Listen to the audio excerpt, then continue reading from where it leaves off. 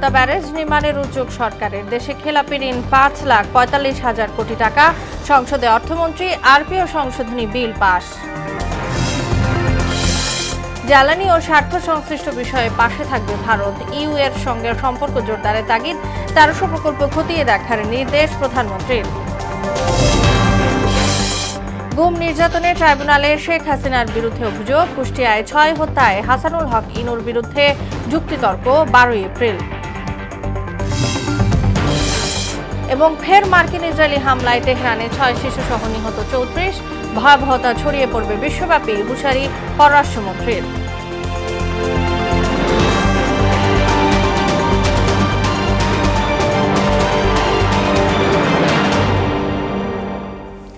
আসসালামু আলাইকুম। মোহনা সংবাদে সবাইকে স্বাগত। এতক্ষণ শুনছিলেন শিরোনাম। পুরো সংবাদের সঙ্গে আছি তাসনুবা বিনতে তাহের।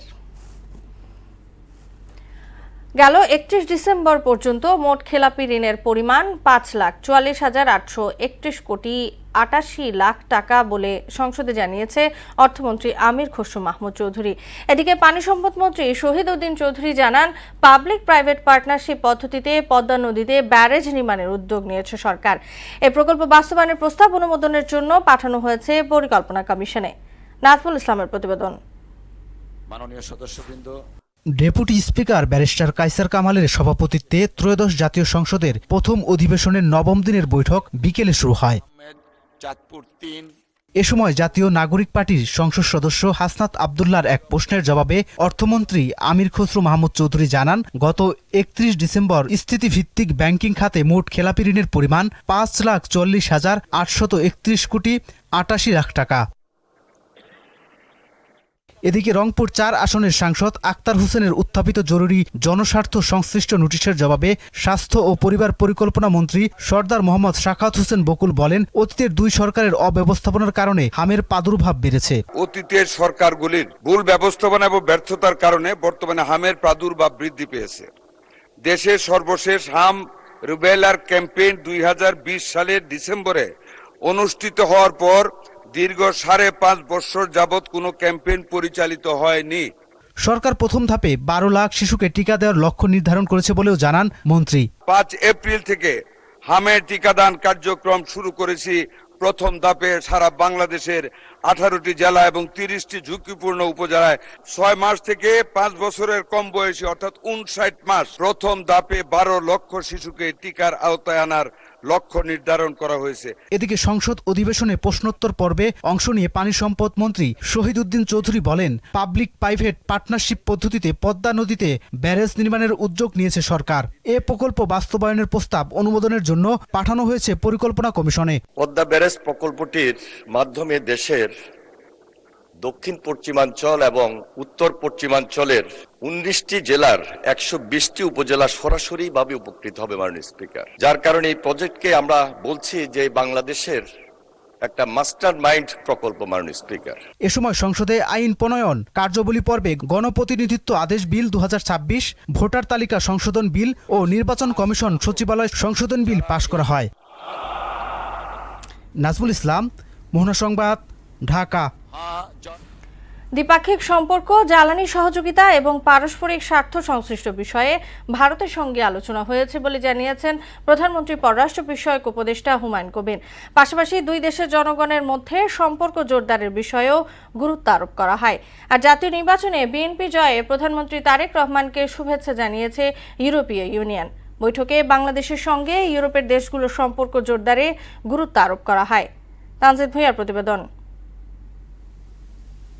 প্রতিদিনের মতোই সোমবার সকাল থেকেই সচিবালয়ে কর্মব্যস্ত সময় পার করেন প্রধানমন্ত্রী তারেক রহমান। ভারতীয় হাই কমিশনার সহ ইউরোপীয় ইউনিয়নের প্রতিনিধি দলের সঙ্গে সাক্ষাৎ করেন প্রধানমন্ত্রী তারেক রহমান।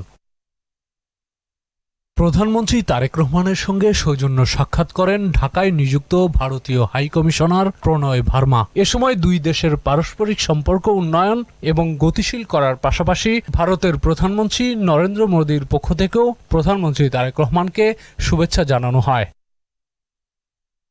পরে পররাষ্ট্র বিষয়ক উপদেষ্টা হুমায়ুন কবির বলেন, বৈঠকে দুই দেশের দ্বিপাক্ষিক সম্পর্ক, জ্বালানি সহযোগিতা এবং পারস্পরিক স্বার্থ সংশ্লিষ্ট বিভিন্ন বিষয় নিয়ে আলোচনা হয়। পাশাপাশি দুই দেশের জনগণের মধ্যে সম্পর্ক জোরদারের বিষয়ে গুরুত্ব আরোপ করা হয়। মাননীয় প্রধানমন্ত্রী তারেক রহমান সাহেব পরিষ্কারভাবে বলছেন, যদি দুই দেশের মাইন্ডসেট থাকে টু বিল্ড এই পজিটিভ রিলেশন বিটুইন আর পিপলস, তাহলে এটা হবে।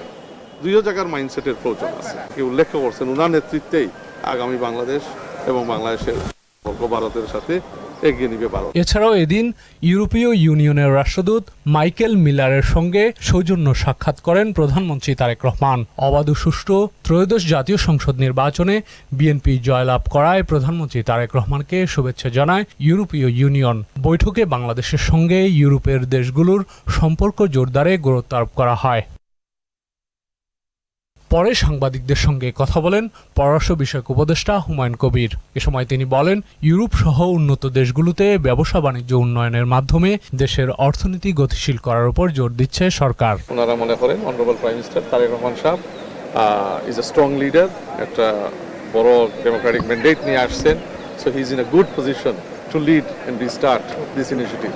সাংবাদিকদের সঙ্গে কথা বলেন প্রধানমন্ত্রীর মুখপাত্র মাহাদি আমিনও। এ সময় তিনি বলেন, ভাষা শেখার মাধ্যমে সৌদি আরব সহ বিভিন্ন দেশে কর্মসংস্থানের বিষয়ে সরকার কাজ করছে। দেশের বাইরে আমরা ব্যাপক কর্মসংস্থান সৃষ্টি করতে পারি, সেই জন্য ওনাদেরকে দক্ষ এবং যোগ্য হিসেবে গড়ে তোলার জন্য আমাদের মাননীয় প্রধানমন্ত্রী যেভাবে তৃতীয় ভাষার উপর গুরুত্ব আরোপ করছেন, সেই ভাষা শিক্ষার মাধ্যমে ওনাদেরকে সারা বিশ্বের জন্য একটি রোল মডেল কান্ট্রি গড়ে তুলতে পারি জনশক্তি রপ্তানিতে। তানজিদ ভুইয়া, মোহনা সংবাদ, ঢাকা। সামগ্রিকভাবে দ্রুত পুরনো প্রকল্প শেষ করে বর্তমান সরকারের নির্বাচনী ইশতেহার অনুযায়ী নতুন প্রকল্প হাতে নেওয়া হবে বলে জানিয়েছেন অর্থমন্ত্রী আমির খসরু মাহমুদ চৌধুরী। আর আগে সরকারের নেয়া ১৩০০র বেশি প্রকল্পের অনিয়ম ও যৌক্তিকতা খতিয়ে দেখতে প্রধানমন্ত্রীর নির্দেশে কমিটি করা হয়েছে বলে জানান অর্থ উপদেষ্টা। সচিবালয়ে প্রধানমন্ত্রী তারেক রহমানের সভাপতিত্বে সরকারের প্রথম একনেক বৈঠক শেষে তারা এসব কথা বলেন। তানজিদ ভুইয়ার আরেকটি প্রতিবেদন। রীতি ভেঙে পরিকল্পনা কমিশনের পরিবর্তে সচিবালয়ে প্রধানমন্ত্রী তারেক রহমানের সভাপতিত্বে নতুন সরকারের প্রথম একনেক বৈঠক অনুষ্ঠিত হয়। সভায় ১৯ প্রকল্প উপস্থাপন হলেও পর্যালোচনা হয় মাত্র ৭টি প্রকল্প নিয়ে। বৈঠক শেষে ব্রিফিংয়ে প্রধানমন্ত্রীর অর্থ পরিকল্পনা উপদেষ্টা জানান, আগের সরকারের সময় নেয়া ১৩০০র অধিক উন্নয়ন ও অবকাঠামো প্রকল্পের অনিয়ম ও যৌক্তিকতা খতিয়ে দেখতে প্রধানমন্ত্রীর নির্দেশে কমিটি গঠন করা হয়েছে। বাংলাদেশের বার্ষিক উন্নয়ন কর্মসূচি বাস্তবায়নের হার যেমন বেহাল অবস্থা এবং রাজনৈতিক বিবেচনায় কোনো অর্থনৈতিক সমীক্ষা ছাড়া দ্রুত পুরনো প্রকল্প শেষ করে বর্তমান সরকারের নির্বাচনী ইশতেহার অনুযায়ী নতুন প্রকল্প হাতে নেওয়া হবে বলে জানিয়েছেন অর্থমন্ত্রী আমির খসরু মাহমুদ চৌধুরী। আর আগে সরকারের নেয়া ১৩০০র বেশি প্রকল্পের অনিয়ম ও যৌক্তিকতা খতিয়ে দেখতে প্রধানমন্ত্রীর নির্দেশে কমিটি করা হয়েছে বলে জানান অর্থ উপদেষ্টা। সচিবালয়ে প্রধানমন্ত্রী তারেক রহমানের সভাপতিত্বে সরকারের প্রথম একনেক বৈঠক শেষে তারা এসব কথা বলেন। তানজিদ ভুইয়ার আরেকটি প্রতিবেদন।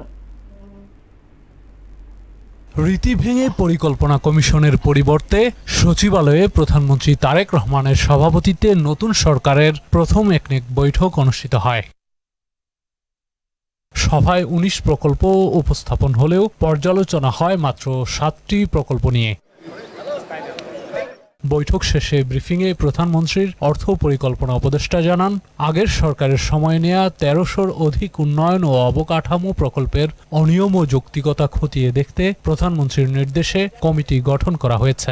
বাংলাদেশের বার্ষিক উন্নয়ন কর্মসূচি বাস্তবায়নের হার যেমন বেহাল অবস্থা এবং রাজনৈতিক বিবেচনায় কোনো অর্থনৈতিক সমীক্ষা ছাড়া রাজনৈতিক বিবেচনায় বিভিন্ন ধরনের প্রকল্প নেওয়া হয়েছে। দেশের যে ধরনের প্রকল্পগুলো আছে, এখানে বিভিন্ন রকমের রাজনৈতিক বিবেচনায় প্রকল্পগুলো নেওয়া হয়েছে, সেগুলো যৌক্তিকীকরণ করা দরকার। জনগণের করের অর্থ জনসেবায় যাতে ব্যয় হয়, সেই জন্যে একটা কমিটি করা হয়েছে।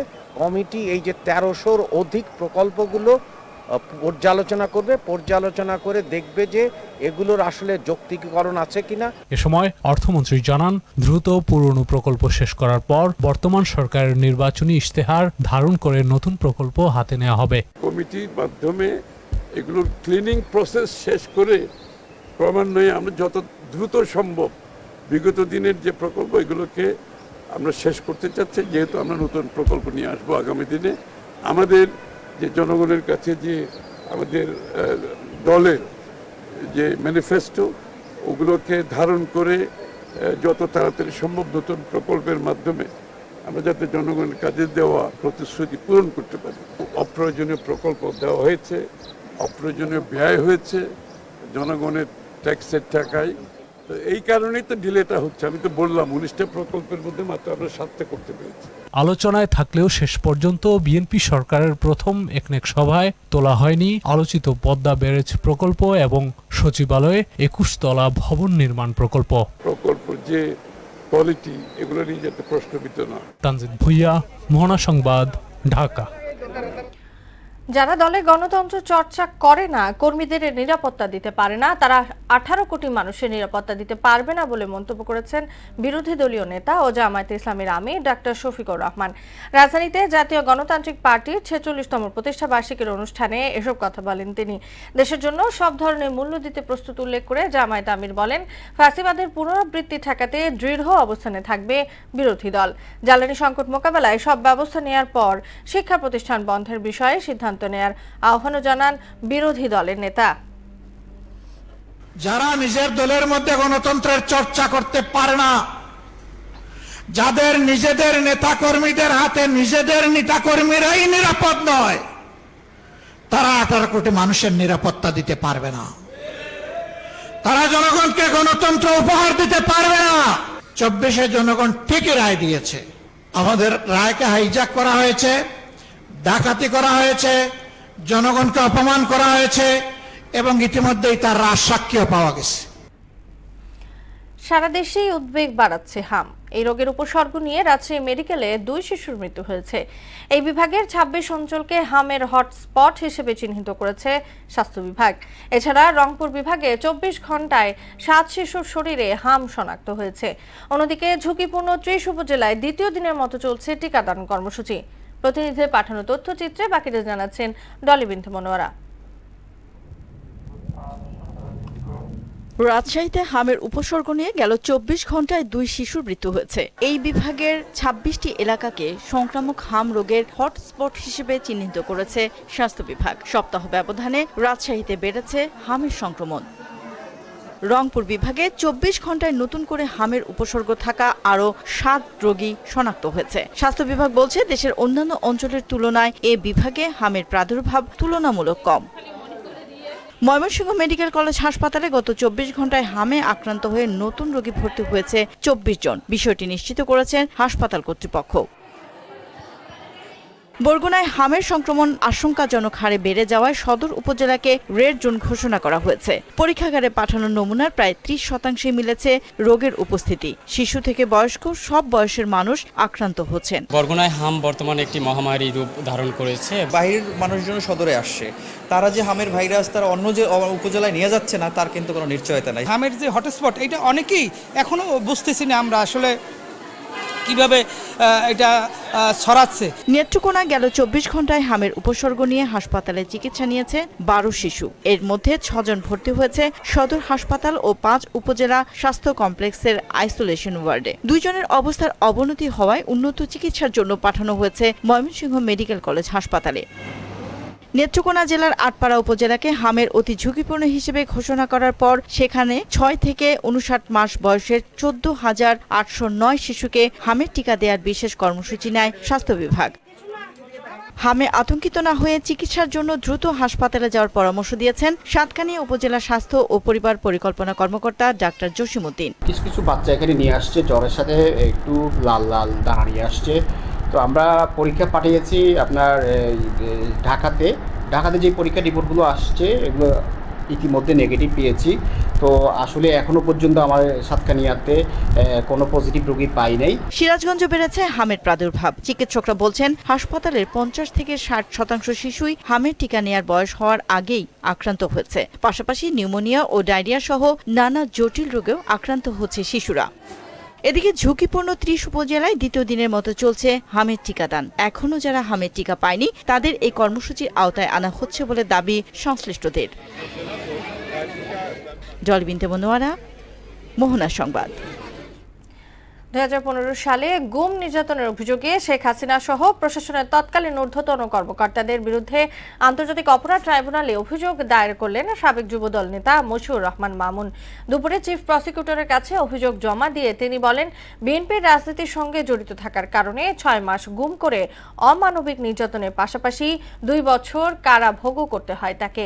এদিকে 24-এর গণ অভ্যুত্থানে কুষ্টিয়ায় 6 হত্যা সহ 8 অভিযোগে জাসদ সভাপতি হাসানুল হক বিরুদ্ধে মামলার পরবর্তী যুক্তিতর্কের জন্য 12 এপ্রিল দিন ধার্য করেন ট্রাইব্যুনাল।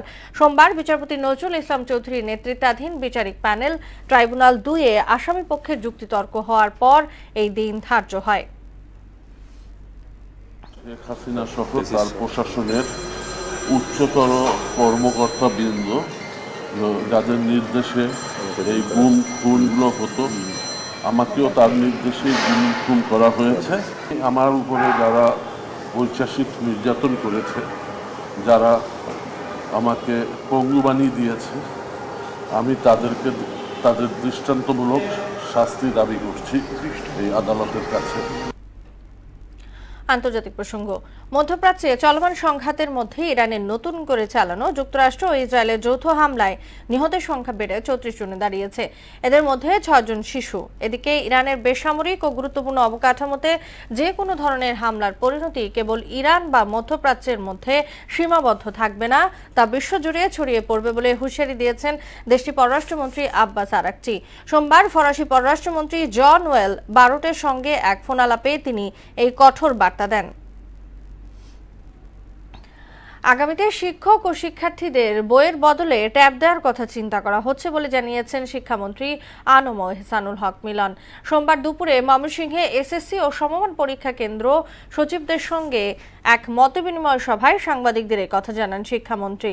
এ সময় তিনি বলেন, প্রত্যেক বছর বই নষ্ট হয়ে যায়, কিছু কিছু বইয়ের পাতা থাকে না, এ কারণেই ট্যাব দেওয়ার পরিকল্পনা নেওয়া হবে। আমরা যে বই দেই, এই বইটা অল্টারনেট ট্যাবে দেওয়া যায় কিনা সেটার উপরও আমাদের কাজ চলছে। তাহলে ওই বইয়ের সাবস্টিটিউট যদি আমরা ট্যাব দিই, প্রত্যেক বছর বই নষ্ট হয়ে যায়, কিছু কিছু বই রেখে আসে, কিছু কিছু বইয়ের পাতা থাকে না, গ্রামেজ ঠিক থাকে না, নষ্ট হয়ে যায়। সেই জন্য আমরা ওই জায়গাতেও চেষ্টা করছি যে আমরা ট্যাব দিতে পারি কিনা। ওয়ান টাইম এক্সপেন্সেস 5 বছর মিনিমাম চলে যাবে একটা ট্যাবে। সেটা যদি আমরা করতে পারি তো অটোমেটিক্যালি আমরা ওই পর্যায়ে চলে যাব ইন ফিউচার ডিজিটাল এডুকেশনে। মানবাধিকার দুদক ও গুম প্রতিরোধ সংক্রান্ত কিছু অধ্যাদেশ আইনে পরিণত না করার সিদ্ধান্ত উদ্বেগ জানিয়েছে ট্রান্সপারেন্সি ইন্টারন্যাশনাল বাংলাদেশ টিআইবি। দুপুরে এক সংবাদ সম্মেলনে এমন উদ্বেগ তুলে ধরেন সংস্থাটির নির্বাহী পরিচালক ডক্টর ইফতেখারুজ্জামান। তিনি আরও বলেন, বিচার বিভাগের স্বাধীনতা সংক্রান্ত 3টি অধ্যাদেশ রহিত করা হলে ঝুঁকি বাড়তে পারে। এমদাদুল হক খানের রিপোর্ট। রাষ্ট্র সংস্কারের লক্ষ্যে প্রণীত কতিপয় অধ্যাদেশ বাতিল ও পরিবর্তন বিষয়ে সংবাদ সম্মেলনের আয়োজন করে ট্রান্সপারেন্সি ইন্টারন্যাশনাল বাংলাদেশ টিআইবি। সংস্থাটির নির্বাহী পরিচালক ইফতেখারুজ্জামান বলেন, বিচার বিভাগের স্বাধীনতা সংক্রান্ত 3টি অধ্যাদেশ রহিত করার মাধ্যমে ঝুঁকি তৈরি করা হচ্ছে। বিচার বিভাগের স্বাধীনতা সংক্রান্ত 3টি অধ্যাদেশকে রহিত করার মাধ্যমে বিচার বিভাগের স্বাধীনতার বিষয়টি একেবারে বাতিলের খাতায় ফেলে দেওয়ার মতো ঝুঁকি সৃষ্টি করেছে। অধ্যাদেশটি রহিত করার ফলে যেটা হয়েছে, বিচারক নিয়োগের বিধায়কদের বিষয়টি আবার পুরনো ধারায় ফিরে যাবে। দুর্নীতির বিরুদ্ধে কঠোর প্রতিরোধ গড়ে তোলা সময়ের দাবি উল্লেখ করে তিনি বলেন, এজন্য দুদক কমিশন গঠনের পাশাপাশি নতুন অধ্যাদেশ সংশোধন করতে হবে। দুদক সংস্কার কমিশনের প্রস্তাবনাকে অবজ্ঞা করে, অনেক গুরুত্বপূর্ণ সুপারিশ অবজ্ঞা করে অন্তর্বর্তী সরকার যেভাবে সংশোধন অধ্যাদেশ 2025 প্রণয়ন করেছিল সেটি অগ্রহণযোগ্য ছিল। তা সত্ত্বেও এই আইনটি যতটুকু আছে সেটিকে এখনো সংশোধনযোগ্য অবস্থায় আছে বলে আমরা মনে করি, এবং সেইখানে সেই দৃষ্টিভঙ্গি থেকে আমরা মনে করি যে এভাবে অনির্দিষ্টকালের জন্য আইনটিকে অধ্যাদেশটিকে ফেলে না রেখে অনতিবিলম্বে সংশ্লিষ্টদের সাথে আলোচনা সাপেক্ষে এই অধ্যাদেশটিকে আইনে রূপান্তর করতে হবে। পুলিশকে একটি জনবান্ধব এবং পেশাদার বাহিনী গড়ে তোলার বিষয়েও কথা বলেন টিআইবির নির্বাহী পরিচালক। পুলিশ কমিশন অধ্যাদেশটির অত দুর্বলতা, চরম দুর্বলতা সত্ত্বেও উদ্দেশ্যমূলকভাবে এটিকে আরো বেশি সরকারের নিয়ন্ত্রণে আনার জন্য এই অধ্যাদেশটিকে অনতিবিলম্বে তারা আইনে রূপান্তর করার প্রস্তাব করছে, যেটি আমরা প্রত্যাখ্যান করতে চাই। অধ্যাদেশ আইন হিসাবে কার্যকর না হওয়ার পেছনে আমলাতন্ত্র ও রাজনৈতিক প্রভাবকে কারণ হিসাবে উল্লেখ করেছে টিআইবি। যদিও অন্তর্বর্তী সরকার প্রণীত 133টি অধ্যাদেশের মধ্যে 98টি সরাসরি আইনে রূপান্তর করায় বর্তমান সরকারের প্রশংসা করেন ডক্টর ইফতেখারুজ্জামান। প্রতিরোধটা ফ্রম উইদিন, মানে ভিতর থেকে আসছে, এবং ভিতরে দুইটা আঙ্গিক আছে, একটা হচ্ছে রাজনীতি আর একটা হচ্ছে আমলাতন্ত্র। এমদাদুল হক খান, মোহনা সংবাদ, ঢাকা। এবার আন্তর্জাতিক প্রসঙ্গ। মার্কিন ইসরায়েলি যৌথ হামলায় আইআরজিসির গোয়েন্দা প্রধান মেজর জেনারেল সাইয়েদ মাজিদ খাদেমি নিহত হয়েছেন বলে নিশ্চিত করেছে ইরানের ইসলামিক রেভলিউশনারি গার্ড কর্পস। এদিকে ইরান ও ইসরায়েল শিগগিরই 45 দিনের যুদ্ধবিরতিতে রাজি হতে পারে জানিয়েছে মার্কিন সংবাদ মাধ্যম এক্সিওস। বিস্তারিত প্রিয়াঙ্কা নিতুর ডেস্ক রিপোর্টে। ইরানের ইসলামিক রেভলিউশনারি গার্ড কর্পস জানিয়েছে সোমবার সকালে ইসরায়েল ও যুক্তরাষ্ট্রের যৌথ হামলায় আইআরজিসির গোয়েন্দা প্রধান মেজর জেনারেল সাইয়েদ মাজিদ খাদেমি নিহত হয়েছেন। সোমবার এক প্রতিবেদনে মার্কিন সংবাদ মাধ্যম এক্সিওস জানিয়েছে ইরান ও ইসরায়েল শীঘ্রই 45 দিনের যুদ্ধবিরতিতে রাজি হতে পারে। এই যুদ্ধবিরতির মাধ্যমে চলমান সংঘাত চূড়ান্তভাবে বন্ধ হতে পারে বলে ধারণা করছেন আলোচনার সঙ্গে সংশ্লিষ্ট যুক্তরাষ্ট্র, ইসরায়েল ও মধ্যস্থতাকারী দেশগুলোর অন্তত 4 জন কর্মকর্তা। অন্যদিকে ইরান অস্থায়ী যুদ্ধবিরতির বিনিময়ে হরমুজ প্রণালী পুনরায় খুলবে না বলে সংবাদ সংস্থা রয়টার্সকে জানিয়েছেন ইরানের একজন ঊর্ধ্বতন কর্মকর্তা।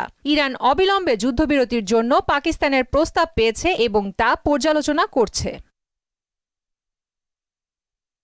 এদিকে সংযুক্ত আরব আমিরাতের প্রেসিডেন্ট আনোয়ার গার্গাস জানান, আমিরাত যুদ্ধের অবসান চায়, তবে তা যেন কেবল সামরিক যুদ্ধবিরতি না হয়। তিনি স্পষ্ট করে বলেন, কোনো দেশই হরমুজ প্রণালীকে অস্ত্র হিসেবে ব্যবহার করতে পারবে না এবং নৌ চলাচলের স্বাধীনতা যে কোনো শান্তি চুক্তির অবিচ্ছেদ্য অংশ হতে হবে। প্রিয়াঙ্কা নিতু, মোহনা সংবাদ। শেষ করব মোহনা সংবাদ, যাবার আগে সুনামগুলো জানিয়ে দিচ্ছি আরো একবার।